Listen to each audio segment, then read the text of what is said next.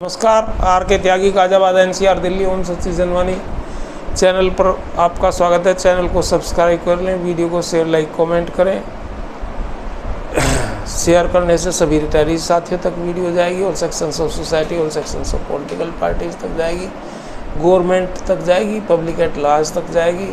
सभी रिटायरी को motivate mobilise करेगी और सभी हमारे व्यूज़ न्यूज़ और इश्यूज़ को प्रोपोगेट करेगी, प्रसारित करेगी। और हम चैनल सब्सक्राइब करने से आपका 1 सेकंड खर्च होगा और हमें मदद मिलेगी चैनल का विस्तार करने में, और आपको तुरंत वीडियो मिलेगी। आइए शुरू करते हैं वीडियो। साथियों, कुछ लेटर्स हमने अभी देखे, कुछ वीडियोज़ में और भी कुछ संदेश देखे, और इसमें हमारा ये कहना है कि नंबर 1 तो पेंशन अपडेशन अवश्य होना चाहिए और क्लोज जो है उसमें इंसर्ट होना चाहिए, जो कि जॉइंट नोट 8 मार्च 24 में तय हुआ था और उसमें लिखा था। उसको 4 महीने हो गए, अभी कुछ नहीं हुआ उसमें। और लगातार खतों किताबत करते हुए, लगातार लेटरबाजी करते हुए, वीडियो वगैरह में संदेश भेजते हुए, सोशल मीडिया पे कहते हुए, बीएमएस से भी कहते हुए, लेकिन कुछ नहीं हुआ और ना रिव्यू हुआ। एक्सक्रेशिया का जो मार्च अप्रैल से होना था, लेकिन वो बहाना बना गया कि अभी बैलेंस शीट फाइनल नहीं हुई। तो मीटिंग क्यों की थी भाई? आपको मीटिंग बाद में रखनी चाहिए थी, पहले मीटिंग क्यों करी? मीटिंग आपने जानबूझ करके लटकाने भटकाने के लिए की। 3 महीने या 2 महीने बाद मीटिंग रख लेते जब बैलेंस शीट फाइनल हो जाती। और बैलेंस शीट फाइनल होगी तो अब उसे रिव्यू करें। एक तो ये एक्सक्रेशिया को बढ़ाएं, दुगना करें और डीए करें उसमें, एक ये।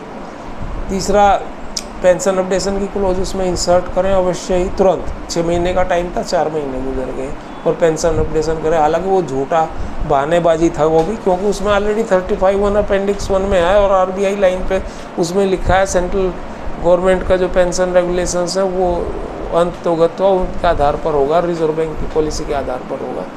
तमाम तरह के डॉक्यूमेंट्स हैं और प्रूफ हैं उसके लिए। हमने अनेकों वीडियोज़ में और अनेकों कम्युनिकेशंस में बता रखा है।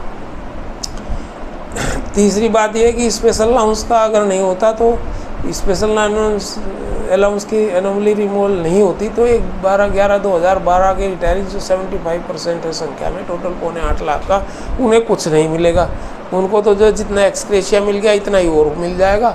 बाकी उनका तभी हल होगा अगर स्पेशल अलाउंस का मुद्दा, चूँकि धीरे धीरे 7.5 फिर उससे अधिक तीनों सेटलमेंट में बढ़ाकर 32% तक पेंशन सैलरी का ये उसमें ले गए हैं स्पेशल अलाउंस में। तो उन्हें भी जो जितना भी बढ़ाया उनका तो 5-6% बढ़ जाएगा, जिसमें कुछ एक्सक्रेशिया मिल गया तो उन्हें कोई बेनिफिट नहीं होने वाला। तो ये बेमानी हो जाएगा पेंशन रिविजन भी, जब तक स्पेशल अलाउंस का मुद्दा सेटल ना हो। दूसरे जो ग्रेजुएटी रिकैलकुलेशन जो है हाई कोर्ट की double bench dental high court ने उसमें सारी जो मांगी गई थी, जो पहले से ही तमाम एएलसी डीएलसी जो इस काम के ही लिए बनी है, एएलसी लेबर कमिश्नर जो है, डीएलसी और आरएलसी, सभी ने ये फैसले दे रखे थे कि भाई 35 साल की सर्विस के बाद बैंक एम्प्लॉइज़ और बैंक ऑफिसर को 45 दिन की ग्रेजुएटी मिलनी चाहिए। अगर किसी की 38 साल की नौकरी है तो उसे 8 महीने एक्स्ट्रा मिलेगी ग्रेजुएटी, जो एक बड़ा इशू था। और 26 दिन के आधार पर कैलकुलेशन होगी, जो कि एक्ट में लिखा हुआ है, तो वो भी उसमें उन्होंने दे दिया। और साथ में डीए पर भी दे दी ग्रेजुएटी और स्पेशल अलाउंस पर भी दे दी, और स्पेशल अलाउंस का मुद्दा उन्होंने हल किया और डिस्कस किया है। और तमाम रेगुलेशंस और ये विभिन्न हाई कोर्ट्स के जो जजमेंट हैं उनको उसमें डिस्कस कर रखा है, और उन्होंने कहा कि इसमें पेंशन मिलनी चाहिए। तो इसमें पेंशन और सुपरन्यूशन बेनिफिट्स मिलने चाहिए, कॉम्पिटेशन भी और ग्रेजुएटी रिकैलकुलेशन भी, वो उन्होंने दिया भी है। तो इस आधार पे यूनियंस को भी टेकअप करना है, और भारतीय मजदूर संघ जो गवर्नमेंट का और बीजेपी आरएसएस का अनुषंगिक संगठन है उसको भी टेकअप करना जरूरी है।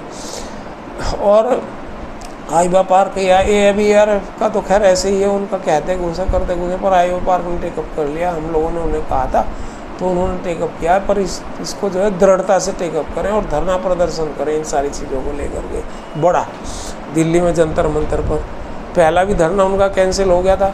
तीसरी बात यह है कि कॉम्पिटिशन की मूवमेंट ने जोर पकड़ा है और चंडीगढ़ हाईकोर्ट ने धड़ाधड़ जो है फैसले दे दिए हैं। Chandramohan Tandon union bank of India के वो लेके आए हैं, 10 साल के ऊपर रिकवरी स्टॉप कर दिए, तो 11.5 128 महीने या 11.5 साल जो जिसमें भी पॉसिबल हो सके उसके बाद रिकवरी ख़त्म करें और पेंशन इन्हें कम्यूटेशन की बहाली कराएं। रेस्टोरेशन पीरियड, रेस्टोरेशन कम्यूटेशन जो पेंशन है उसका रेस्टोरेशन करें, उसका पीरियड कम करके रिकवरी पीरियड।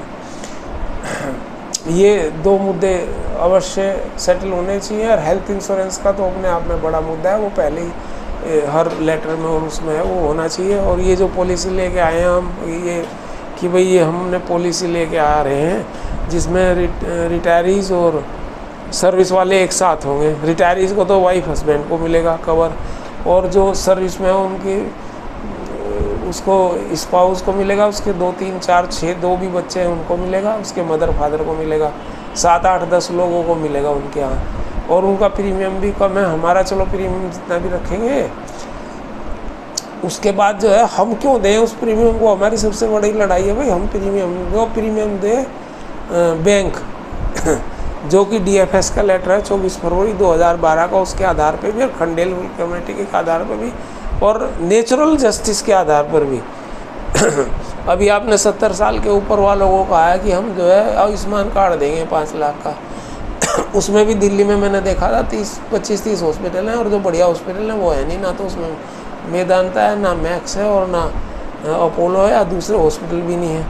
कुछ अच्छे हॉस्पिटल उसमें नहीं है, पता लगा है।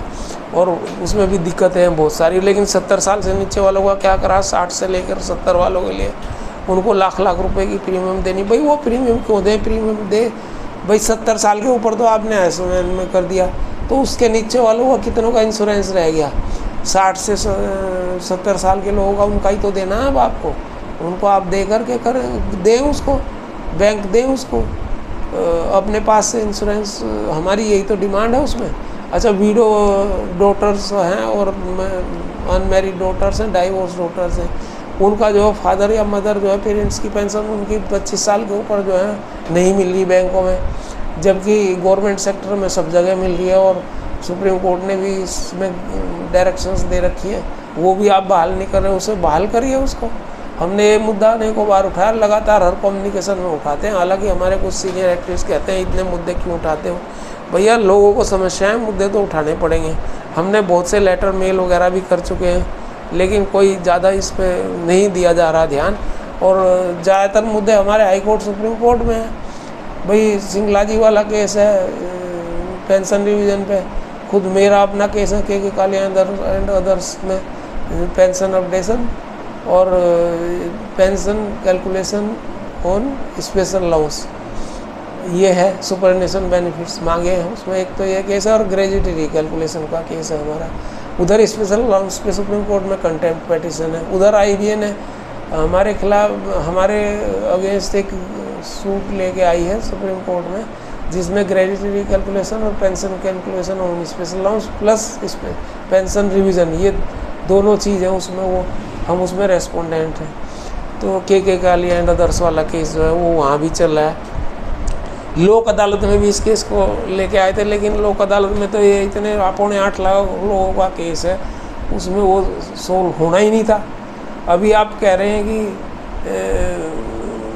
जो है धीरे धीरे उन्हें लटकाने भटकाने, लोक अदालत भी लटकाने भटकाने जैसा ही काम था। स्पेशल लोक अदालत 75 ईयर्स में सुप्रीम, हमने तो चीफ जस्टिस को लगातार लेटर लिखे हुए इसको कराई है। उनके लेटर आते रहते हैं, कम्युनिकेशंस और स्पीच आती रहते हैं कि भाई वो मर ना जाए, सीनियर सिटीजन सुपर सीनियर, तो भाई से करवा दो ना। फिर जज साहब आपसे हमारी रिक्वेस्ट है वीडियो के माध्यम से, हम और हमारी चिट्ठियाँ आप देख लिया करो, हम लोग आपको लेटर भी लिखते रहते हैं। तो ये तमाम चीज़ें हैं और हमें इन चीज़ों में बड़ी टेंशन हो रही है। और बड़ा जो है इतने सालों से 7-8 साल 10 साल हो गए, 25 साल 30 साल हो गए लोगों को मेंटल एगोनी हो रही है, और हमारा हर्जा खर्चा भी हो रहा है इन सब कोर्ट अदालत में। और उसके अलावा हमें डैमेजेस भी मिलने चाहिए इस सब के, जो हमारी मानसिक चिंताएं हैं और शारीरिक दुर्बलताएं हैं, और ये जो नहीं हो रहा, ना हमें इंश्योरेंस मिल रहा और ना हमारा पेंशन रिवीजन हो रहा है, स्पेशल रिमल ग्रेजुएटी और कम्यूटेशन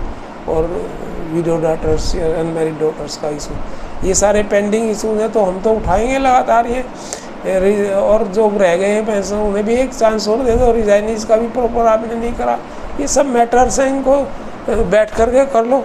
कोर्ट में लगातार आप नए नए बढ़िया वकील लेके आते हो, करोड़ों करोड़ों और 30-30 20-20 लाख की फीस वाले।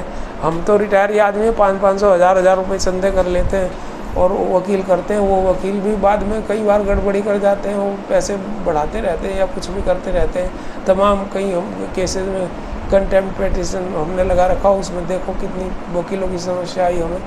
तो ये तमाम चीज़ें और भी कई सारे केसेस हैं, वकील अनाप शनाप चार्ज करते हैं और ये सिर्फ गवर्नमेंट और IBA DFSU FBU की वजह से हो रहा है। वो हमें जो है उधर तो हमारे लेजिटिमेट राइट्स नहीं दे रहे, उधर ये वकीलों में हमारी फीस जमा करवा रहे हैं और हमारा पैसा जो इंश्योरेंस कंपनियों को लगवा रहे हैं। सारा PF ग्रेजुएटी हमारे ख़त्म हो रहे हैं लोगों के।